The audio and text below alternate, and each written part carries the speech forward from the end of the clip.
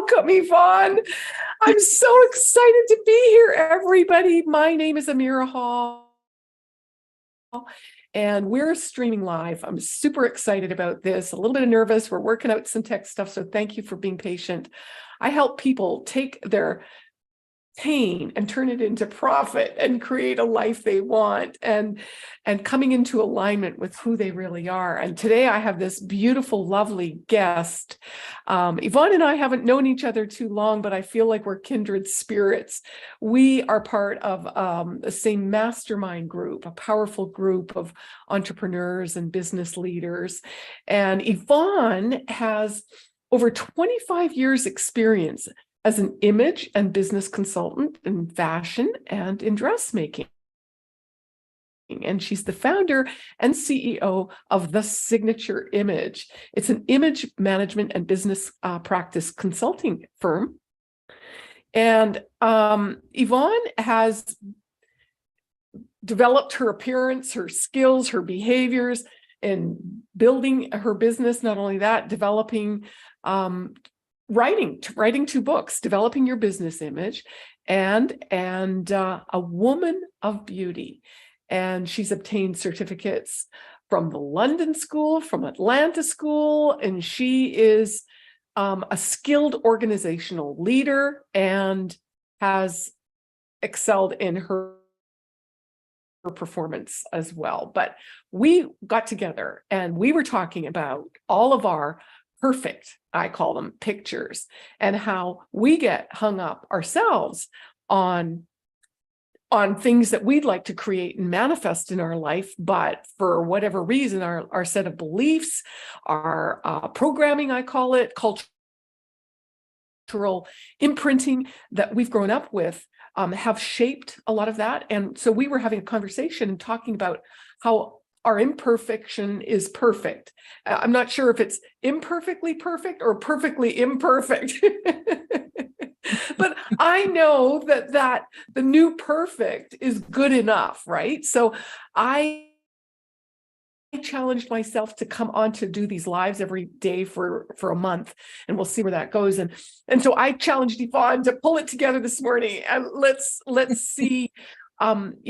Talk about what that means to either both of us and how that affects our image and how our image projects and affects all of what we'd like to create in our life. So with that, Yvonne, tell me how you first got started in this. How did your path unfold? Well, I'd have to take you back to the past for a moment. When I was younger, I was bullied and teased by kids. You know how cruel kids can be. And I wasn't one of the popular girls. In fact, I felt invisible.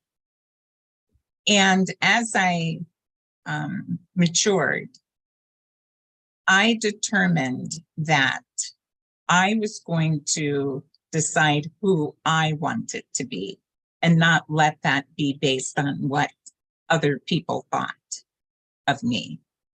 And was there a turning point, a trigger point, a pivotal moment when that occurred for you? Well, the first time it occurred, and because these things happen in stages. Yes. I was 19. I bought a sewing machine and some Vogue patterns, and I discovered this style showcased who I really was. And so that was the beginning of my journey into confidence and discovering who I was. I love that because I sewed a lot myself. I took home economics and I remember people saying, my own father used to say, well, who do you think you are? Where you're going to wear that? You know what I mean? I was doing Vogue patterns thinking I was off the runway in Paris, in little old Edmonton, Alberta. So I totally relate with where you're at. Did you lay awake at night planning your outfits like I did? I did. And look, I did that for years. And what ended up happening eventually, I would do that. And then the next morning, I didn't want to wear the outfit. So now I just get up and I look in my closet and decide what I'm going to wear and go from there.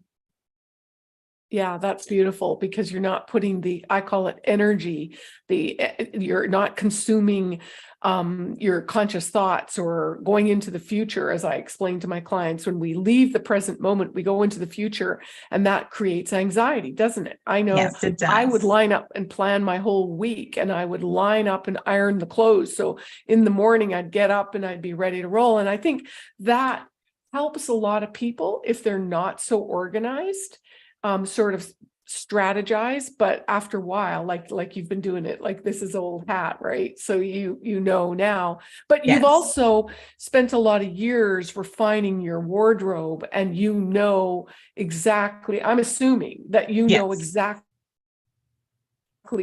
what works for you. So it's not like you got a bunch of mismatch and Right. stuff taking up space because you Right. got it on sale. Right. Exactly. And I do find that a lot when I do that portion of my business where I work with people and I look in their closet. I can tell exactly what they bought on sale. And you see the, different styles and all of that of things in their closet because they're not sure who they are and how they should dress. Right. Right. I know I remember, and I know when I go and if I buy something and there's that little tweak of, oh, this doesn't really, well, maybe, I'll squeeze. No, it never is right. Right. Yeah. And so, and when you're off, when you're just not feeling like, yes, I want to buy a new dress. It's like when you're Yes. forced into it for some reason or for some event, it just never seems to work. Yes. Right. Yes. Yes. So, Exactly.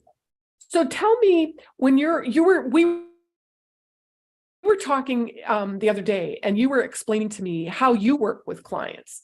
Would you like to share a little bit about that and how you help them discover what Sure. their style is? Sure. Yes. I take them through a process, and which I think you mentioned you do as well, because we want to know who the person is. And so I ask a bunch of questions about lifestyle, work, all the activities that they do. And then I begin to put together their style profile. And and I base that on who they are, what their fashion personality type is, and then we dress them accordingly. One of the things that I have found that people do is they mix various styles and it doesn't fit them. And this is why when people go shopping, women go shopping, they find something on sale, they like the colors, they like the way it looks, but it's not really part of their style. And what happens is those things, like, for example, I had a client who had 5 items and I knew that they were on sale. I could just tell.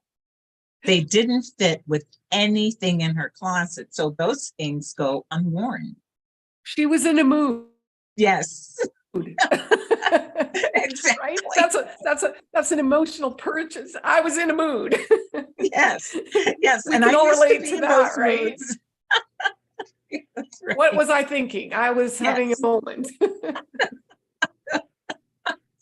Yes. Yes. And that also contributes to why women return so many things, because they get home, they don't like it, and it's the wrong color. It doesn't look as good as they thought.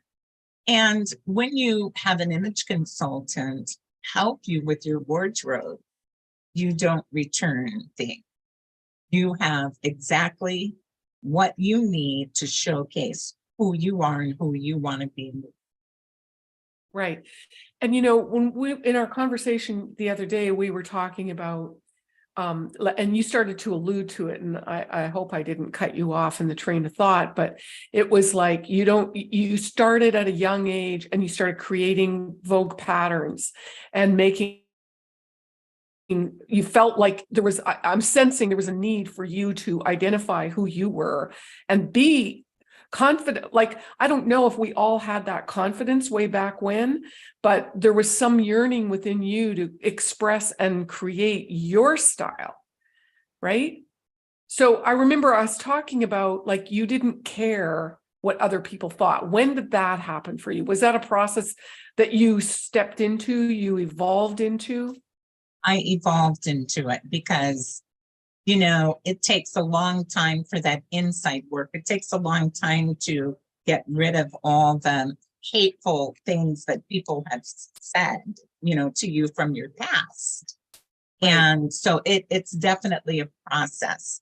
But I noticed, you know, well, let me say this.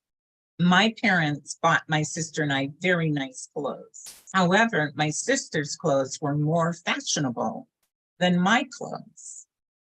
And those clothes didn't really speak to who I was. And so that's why it was really exciting when I discovered sewing and Vogue patterns, because I love style. I love things that flow. I love, you know, things that are beautiful and elegant. But as I said, when I was 19, I began to develop those things, but still lacked some confidence, although I could show it from the outside because I was now dressing the way that I wanted. But I'll tell you, as the years progressed and I really stepped into that, I would be walking down the street and I'd stop traffic. Right. People would say, wow, you know, depending on what I was wearing, they might say, are you an attorney or are you a model or something like that? And as I began to understand that the way you look determines how you're perceived in the world, and that is something that you can control. And so, but it is an inside job to start. Yes. Yes. We have to start on the inside. And Yes. there's a merge, I guess, or I don't know if, you know, it's a chicken or egg situation, what comes first, but I know I didn't always feel confident in the clothes I was wearing. Like, I remember my aunt gave my mom this skirt and it was purple and green and blue and all the colors that they said, oh, you never mix blue and green, for instance. That was some sort of rule or program that I had growing up. Blue and green should never be seen, right? And yet the skirt had all these colors in it. It was like a really cool kind of iridescence or shimmer. And my mom took that skirt. So on one hand, I felt bad, like I was getting secondhand, but my mom remade it. I forget what it was, a jumper or skirt that she made it for me. And I think that was a trigger for me that we can reinvent something that might not be wearable for someone else and make it into something really cool. That, I think, triggered me to feeling confident about wearing the secondhand clothes, you know, or the hand-me-downs. I mean, they weren't, you would never know that it was a hand-me-down, but it wasn't Vogue back then to wear a hand-me-down, right? Yes. Yes. So matching the outside with the inside and coming into that place of being confident, expressing your uniqueness. I know there's a lot of people just want to dress the same. Like, they're happy going to Ann Taylor and just copycutting, you know, cut and pasting outfits. Yes. And they don't have the confidence to put something together. And so can you speak to that? Yes. You know, there is a system, you know, to dressing. And, you know, men understand a bit better about. Isn't that funny? What they need to understand wear. dressing better than us. Oh God, how did that happen? Oh my God, I got a drink to that one. Many of them need help as well. I know. I used to shop for my ex-husband. Yes, yes. And well, we went together, but we did it. Yeah. Yes. Like, honey, yes. no, that's not going to work. Yes, absolutely. Absolutely. Well, let me rephrase that too, because men have fewer things to choose from, whereas women have a wide variety of things to choose from. And so we were talking the other day, and we were talking about your necklace, and the Oh, I've got necklace. another one on Yes, today. and it is absolutely gorgeous. I love it. That is another way you can showcase your personality and who you are is through the jewelry that you wear. Yeah. So for instance, I pulled out this little jacket because it's a little couture dealie that I had made in Dubai, but it, simple clothes, like let's say it was an Ann Taylor. I don't mean to pick on Ann Taylor, but I find that if they're very simplistic styles, I find that they're perfectly suited for very slim women. That they never really suited my style, in my opinion, but Yes. and just the same simple plain dress. And if you're more, artistic like me, then you would want something, your jewelry spells it out, Yes. right? Or your Mhm. shoes or your bag or Yes. even your hairstyle. Yes. Yes. Absolutely. Absolutely. So as a style image consultant, you don't only address the clothing. Do Right. you talk about the hair and, let's say, how you show up in the world? Yes. Yes. I help people with everything. And in terms of hair, makeup, jewelry selection, clothing, shoes, how you walk, how you sit, how you stand in a business, situation. Yeah. Yes.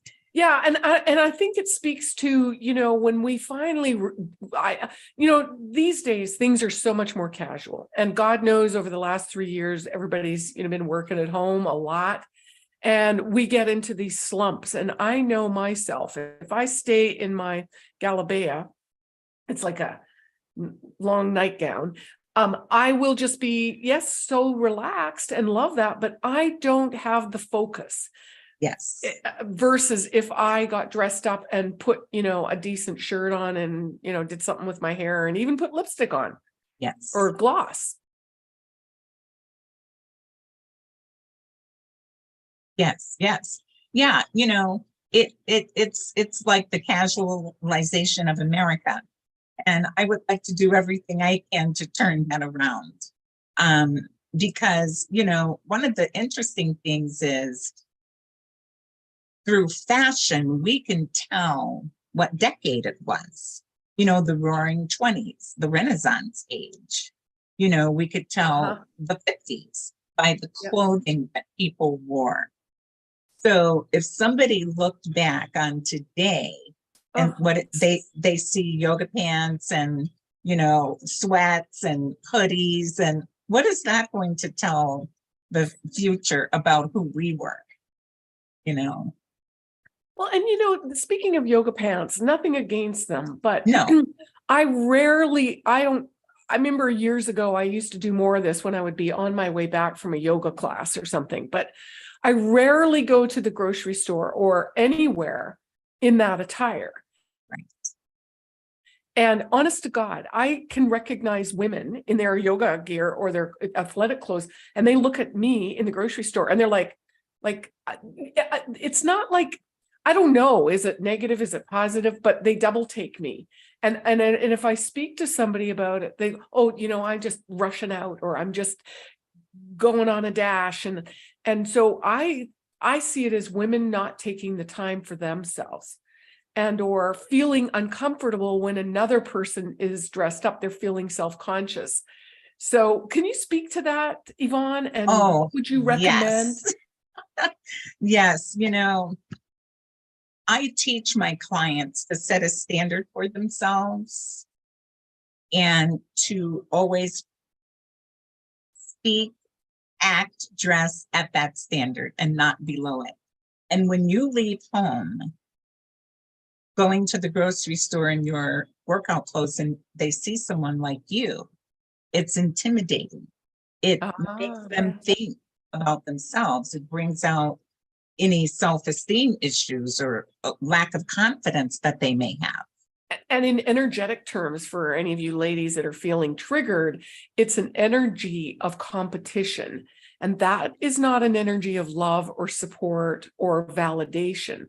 Yes. So I noticed you were very quick to compliment. And I think that's something that as we feel more confident and we're more easy to give compliments, that helps each of us as sisters rise up, right? And Yes. really be powerful, shining lights and be great leaders. Yes, absolutely. And, and I love how you said that. It sets up competition, and we don't have to compete with anyone because, as you teach your clients, we're all unique. There is nobody quite like us, and, you can, let's take, for example, somebody doing the same job. Even though people may have the same job, that job is not done exactly the same because each person brings their own personality and creativity to that job. And so that's what I want women to understand in the way that they look. And the way they feel, the way Yes. they move, the way they express themselves it's sort of, you can't separate it, right? Yes. You will first, when somebody meets you, they'll see your image and they make a Yes. snap decision. Right. And then it goes from there. Will they even speak to you? Will they Right. invite you to sit at their table? Right, exactly. And that, and so, I think we talked the other day. I was out and I met someone for lunch, and she was apologizing because she didn't dress appropriately. And there again, that's the thing that I would love for women to pay more attention to those things before you leave home.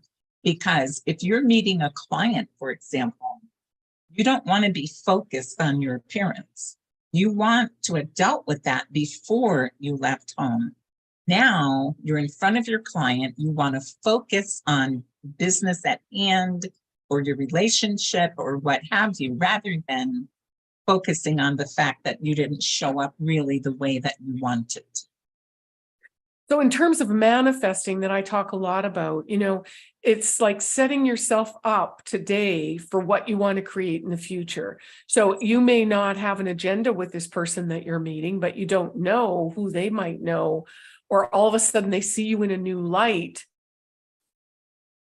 And that triggers, oh, I need to introduce you to so-and-so. So for career people or moms, I mean, Yes. it doesn't, from any end of the spectrum, it's like how you show up is how you show up. Yes, that's right. That's right. And if you show up where you're embarrassed or you're not feeling like you're showing your best, then why not? Right. Right. What's that all about? And, and so that leads to, go ahead. No, I just wanted to say, I wanted to point out back to that competition thing, because it's not, women make it about competition, but it's really about the self. Yes. Yeah.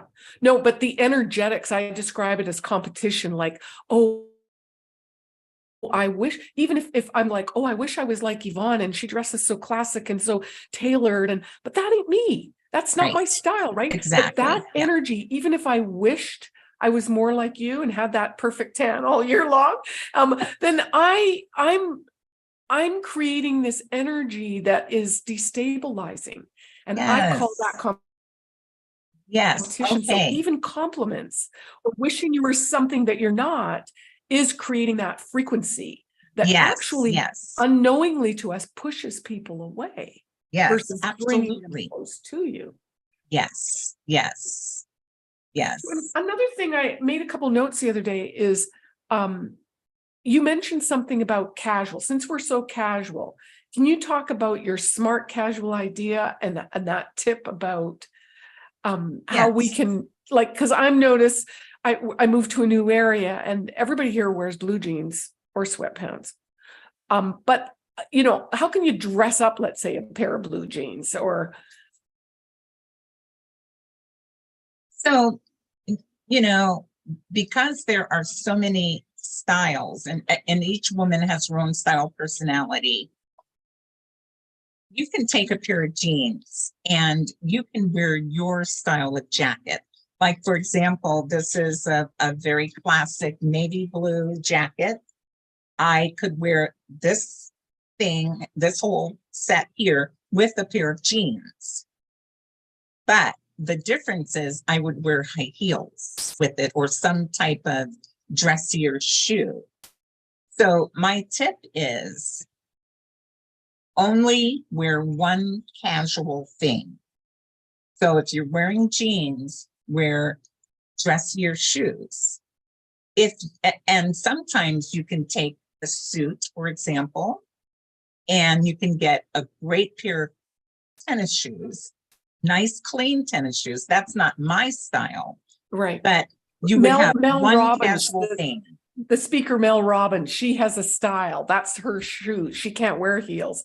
So she wears these funky tennis shoes, right? And she has a gazillion different fun shoes, and she has glasses. Well, her glasses are pretty consistent, but that would be an example, right? Yes. Yeah. Yes. I know for me, I can't always wear heels either. So a nice pair of loafers or tennis shoes or yeah. So Yes. can you talk about the styles? Can you explain Yes. a little bit about the different styles so we can? Yes. So there are, let's say around 7, 8 different styles, but we'll talk about them very quickly here. So there's a style that's natural. And what that style is for people who don't like to wear a lot of makeup. They like simple hairstyles. They like simple clothing. So they would love wearing cottons, cotton tops and docker pants, things like that. Knit, jersey, dresses, shirts, things like that. That would be more of a natural style. Then you have your romantic style. Do you have any images to show us or something that we Yes. can sort of get a sense? Yes. So here's the image of natural. Okay. So as you can see, it's the fabrics that play a big role in this type of dress. So even if the person is dressed up, you see how it's simpler. Uh-huh. And so are monochromatic, right? Or, muted tones. Yes. Yes. A lot of times you'll see them in white, beige, navy, different colors like that. But we do have some people here who are in some colors. Now, another style we have is romantic. In the romantic style, they love flowers. Things are more dainty. They love ruffles and bows and things like that. And here's an example of someone who's dressed and she has like a sweetheart type neckline here, but it all points to romantic and flowers and, flowy and things like that for that person. Here we have our dramatic high fashion women who are bold, the big glasses here and the chunky necklace and, different styles here for people who are dramatic. And you'll find on the runways of Paris, there are a lot of dramatic styles that come down the runway. I call them ridiculous because you could never wear any of that on this street. Right. Sorry. Exactly. And what they'll do is they'll have a lot of different trends in those runway looks. And so when designers see those runway looks, they pick out certain things from those outfits, and then that's what they put into wearable. Got it. Wear. Yes. Got it. Yeah. It's definitely shock therapy. It's yes, like exactly. Right. The shock approach. Yeah. Yes. So we have also alluring, and those will be women who love to wear fitted clothes, like J-Lo loves, showing off her body and the curves and things like that. So that's what we would say women who are alluring, they love that style. Would you say that this is, sorry to interrupt, but is this sort of a level of development that we go through? Because I've been in phases where I wore more alluring and then other phases not so much. Would you say that's sort of a process of our development? I or do you find that people are usually one major style? Well, I know that when people aren't sure of what fits them, they Okay, have all kinds of styles. got it. However, you can find some alluring looks that would be classic, elegant, or classic, traditional. Or You would, romantic. yes, exactly. Yeah. So then we have classic, traditional. So this is your lady who loves her blazers and houndstooth, things like that, turtlenecks, very, very classic, traditional dress. Right. And we have two more here. Here's your creative people. They like things that are made like crochet tops and, Mix and they, match, vintage. yes, exactly. So that's, knitted things. Yeah, They some love of the things mixes like and that. matches, I kind of, shake my head, but they pull it off. Yeah, It looks exactly. good. They It's can just, pull it and I off, but think you and too, I could not. no, and I appreciate it, but it just wouldn't work. Yes. Yeah. They're being their authentic self, and that's what's important for them. Yeah. And then here is classic elegant. And so ladies who like more refined things, they love beautiful fabrics, beautiful wools, Italian cottons and leathers and things like that. So that would be your classic elegant personality So style. it's an inside out, but do you find that so like I feel like I've changed, but there's still a thread of consistency of design and color and influence. But I know I've gone through phases in my life too where I couldn't find anything that fit with me. Like moving from Canada to the California, there was such huge different cultural space. It took me quite a while to figure out my vibe. I don't know what that was, again, reinventing myself. So, we talk so much about having the inside match the outside. So if you're going through a major transition in your life, it's bound to affect how you feel and what you're going to wear, right? Yes. And I like to encourage my clients to come back again because things do change, and to get another evaluation because that may be different from your 30s to your 50s. You may have, we evolve and we settle into who we are. I know young people, they think people who are 40 or 50 or 60 are old, but They do? they do, right? I'm too young to have kids. But the thing oh my gosh. Yeah. is that that's when you really begin to step into who you are. Yeah. I agree. Unless somebody can meet someone, be coached by someone like you early on in life, they can make those adjustments faster. But, a lot of people make those adjustments as they go through life.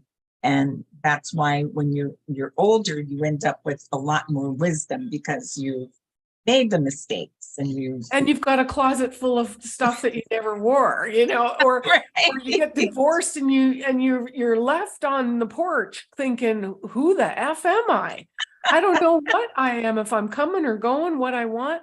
And I know that's so perfect. I can just see some of my clients who are going through that life reset, the second chapter of their life, and going, wait a minute, I never really had a conscious direction of where I'm going, but I'm back on the dating scene, or I'm going to go back to or change careers. And so it becomes a whole new, let's reevaluate this. What do you want to project? Right. Yes, absolutely. And so, I really want to get back to the issue, because what kind of got you and I talking was our what I call perfect pictures.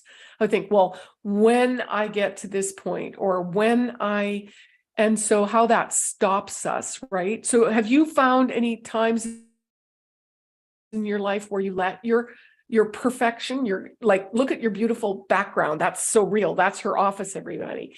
And so that's so perfect. But has that sort of stopped you in certain things? And how has it helped you? How has being perfect helped you? And how has it stopped you? Well, being perfect has helped me to become a very good image consultant, you know. I'll talk to that too. Yeah. Yes, because not only do I style myself, but my You office. walk your talk. You're walking your Yes, talk. absolutely. And And I but would say you're hard on yourself, but okay. yes, I'm hard on myself. I am. I think I was telling you the other day, when I was 18, I went to a meeting. My knees were wobbling because I had to stand up and tell the people my name. And I would say when I was maybe around 25, someone told me, you're going to be a speaker. I almost fell over because I thought there is no way. But I did become a speaker. I've spoken in front of hundreds of people. And I've perfected that, and I'm able to do that. But what got me is the new thing with our digital presence, being on camera and looking at yourself and seeing if the hair is out of place, and that has stopped me from being as visible as I need to be in this day and age. I have to conquer this thing. And let perfectionism by the way. It's not going to work. Like I said in my email that you hadn't seen, but good enough is our new perfect, right? Like I've been forcing myself, hey, look at, you got yourself to a certain level. You're not going to know all the technology. You're not going to know all of these little nuances, trying to be on and focused and present for you. And I'm sensitive to energy, so it's all coming at me. So we're building, I would call it a muscle of doing something new and different. And I am just so grateful that you came and sat with me today to share your wisdom, because as we do that, I think it gives other people permission to just, go for it, stop it Yes. already. You Yes. just do it, and it won't be perfect. And you know what? It's okay. Next time will Yes. be better. But it's not going to be perfect. So get over Right. yourself right now. Yes. And and I've learned that the more you do it, it does become perfect. But you have to do it. You have to start somewhere. And that's why I And then can't speak what's perfect? Spanish today. Right. Like somebody, thinks, I don't know, a certain haircut is perfect, and I can't style my hair when it's cut with, a bad cut. So their idea of perfect and my idea of perfect is very different. So Yes. but where has perfection served you? As I said, it has served me in terms of becoming the person that I want to be and setting that standard for myself and not falling below that standard where I can. And, if you do, you pick yourself up and you move on because you are learning to have the confidence to do that. Yvonne, a lot of people are striving to make more money or increase finances. Or I work with a lot of clients that are just wanting to manifest something different, right, in their life. But you told me a story about a homeless man. Would you be willing to share that? Yes. We all make judgments about people, and you can say you don't, but we do. So let's say there's a man sitting on a bench and his clothes are torn and tattered. He hasn't showered. My question is, what do you think about that person? What would you say he is or what he does? Are you asking me? Well, yes, I could ask. Okay, so if I was back in California, I would think that, homeless, and you don't know if he's stoned or on drugs, or he's going to want, a buck or 10, or a lot of people just keep walking, right? They won't Right. engage or talk or. Exactly. And so what if I told you that he was the president of a major bank? It would be very hard to believe.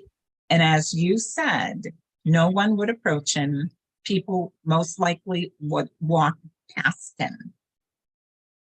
That's why when people say, I don't care about what other people think about me, I understand to a degree.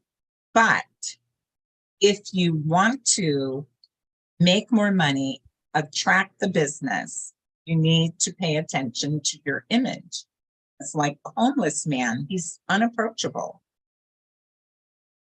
And if you determine that you don't care, then you may be leaving money on the table and losing money for potential clients.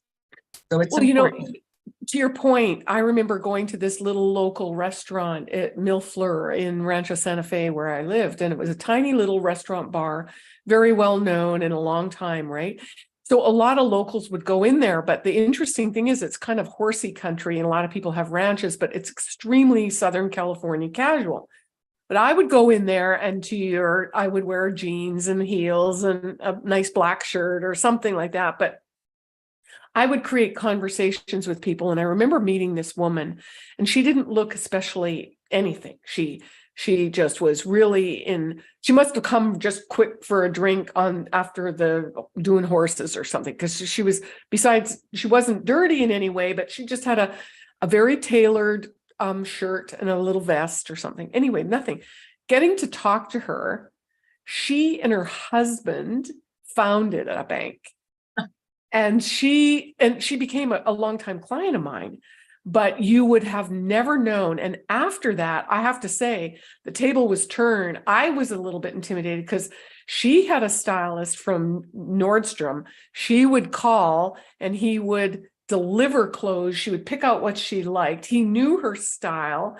And she was a very, very tiny, petite woman. So, they had it established, but she had like high-end everything, top of designers, but she wore it in such a way that even then it didn't scream,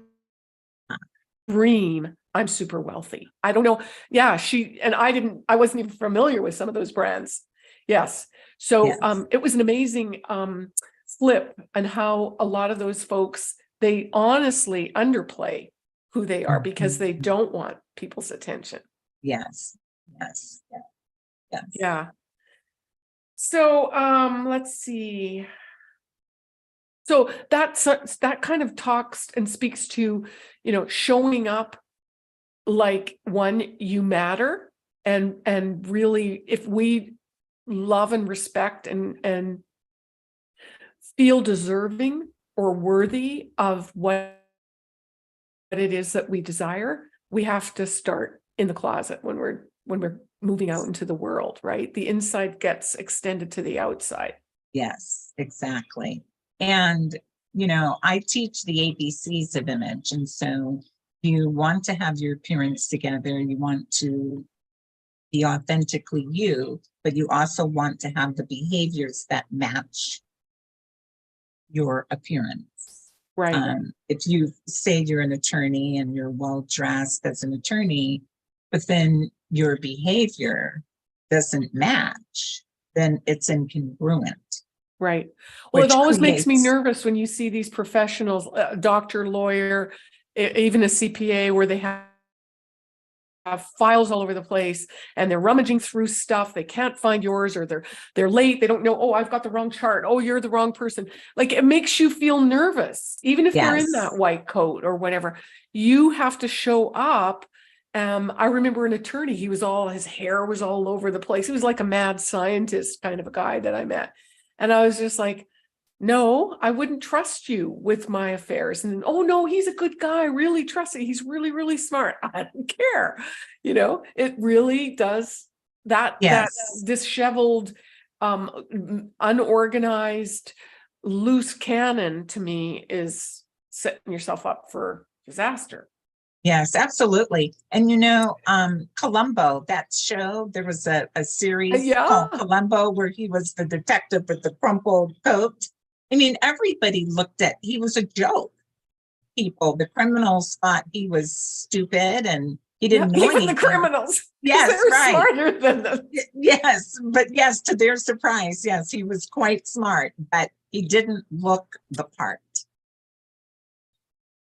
And in an era like even when I was working in corporate, there was still always an issue for women, measuring up to men and doing the same thing. And I find that I used to talk about how we match our environment. So let's say you go, you interview, you're in a suit, and before you know it, if everybody shows up in sweats or everybody's in Dockers and polo shirts, you start adopting that attire because what's unconsciously going on is you want to fit into that environment. But the truth is, I don't pull off a polo shirt and Dockers. I never feel comfortable. I don't care if it's all black and I'm supposed to look cool. I just don't feel comfortable in those clothes. And so, but that's what happens. We try to fit ourselves into these molds just to fit in. Right. So And is there anything that you could say to that about how, yeah, I'll leave it to you. yes, I would say that's when you've lowered your standard. You've lowered your standard to fit in with other people. Whereas from experience, I have found that when you go into an environment where people have lost the desire to dress well or have a tidy area or what have you, when you go in with your standard, people begin to feel like they need to up their They game. will match. I call it matching, but you will up the game. But Yes. so that's a careful sort of conscious awareness that you have to be strong enough in your sense of who you are to not slouch and Yes. and get sucked into that lower frequency, as I say it, and it's sloppy. It might be, or it might just all be, oh, it's casual. Well, what does that mean? I mean, Right. Exactly. I did some training a few years ago, and I went to a train the trainer program. So for 3 months or so, we were being trained. And people in the training program, some of them were very casual. They would come in and, certain various types of clothing. But I came in because this is me. I love to wear suits. So I wore a suit every day. And then on Friday, they wanted us to be more casual, but then they had to let people know that on Fridays they were really casual. Some people were coming in with T-shirts and things like that. The management said they could come in with jeans, but you had to wear a nice blouse or a nice top. So after a while, I noticed people started to come in dressing better, because no matter what, I can't lower my standard. For one thing, I am an image consultant. I have to walk the talk. And so that's my message that I'm sending out to the world, is that set a standard for yourself and don't fall below it. Well, I like that you took your struggles growing up and how that resilience of pushing and acknowledging and aligning with something that built a real strong knowingness within yourself and how you're using that to serve others. Because there's on one hand where we keep ourselves stuck and don't let ourselves, evolve and or come into that authenticity. But it looks like you've embraced that and you are encouraging that for other people. I think that's a real strength. Thank you. There was something Oprah said once, that when you abuse a child, you change who that child is.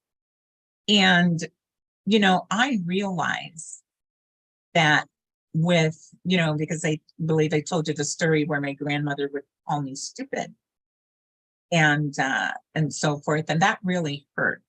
And I felt like that had an effect on how I showed up, right, in the world. Yes. Yes. In school, I would not answer questions when I knew the answer. because I didn't want people to make fun of me and call me stupid. But, when you begin to come out of this and begin to know who you are and to build that confidence in yourself, I realized I was always that strong little girl. That's who I really was. And because of the bullying and people making fun or saying critical things, that caused me to step back. And so as I grew and I was a teenager, I would think things about myself that were absolutely not true because the real me was hidden. Yeah, it was camouflaged under these false sense of beliefs and programming that I call programming. And yeah, we all do it, don't we? Same for me. I was petrified of speaking. And ever since college, I mean, I took numerous speaking training. I would just melt. I just would rather die. I even had a near-death experience. That's way better than speaking. But yes, the funniest thing, like our setbacks growing up, like I was looking at some old report cards recently and had to laugh because every single report card had a comment about if she didn't talk so much, she'd be a really good student.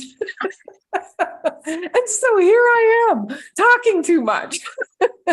So, isn't that funny how we repress the very thing? And that none of that was validated. Of course, those were the days, right? Yeah. You didn't talk back or, right. speak out of turn. But yeah, the very thing that, oftentimes clients are so surprised. I remember one client, we worked and she struggled with depression and she was referred to me by a top internist in Dubai. And after numerous sessions, it was like, do you like cooking? And she just about flew up and hit my loft ceiling. I love cooking. And she was getting ready to go be a psychologist. So she was incongruent with her inside, right? She was trying to force herself into a mold. And she turned out to be this freaking amazing French pastry chef. And so that's how, and guess what? Her nickname at 4 years old was Punchik, that meant pastry or donut or something. And so she lived her whole life with a nickname that she didn't even connect the dots. Yes. So I'm telling this story because it's like something that's so deep within you that you have minimized or everybody else has minimized for you is your nugget, is your gold, is that thing that you need to revitalize or like brush off those old jeans or those high heels or that, funky pair of shoes and put together a different image, right? Yes, absolutely. Be authentically you. I love it. I love it. It's everything I speak about too. Yes. So Yvonne, is there a last, I mean, that was profound. Be authentically you. Is there anything else you'd like to leave our listeners with? I know that you have, I'm going to put in the description your email so that people can contact you. And is there something special that you have to offer them? Yes, if they email me, I'll have something to send to them. That would be my gift, as well as, they want to have a complimentary consultation. Awesome. Okay. Okay. That would be wonderful. Okay. So I am delighted. I thank you so much. It was so great of you to be here with me. And I'm sure you've sparked some discussions and maybe some people going through some stuff in their closet. Next. So thanks again. And I'll look forward to having another conversation and I'll definitely see you in our mastermind. Thank you so much. Thanks for having me. You're wonderful. So welcome. Okay. I'm just going to shut off the recording.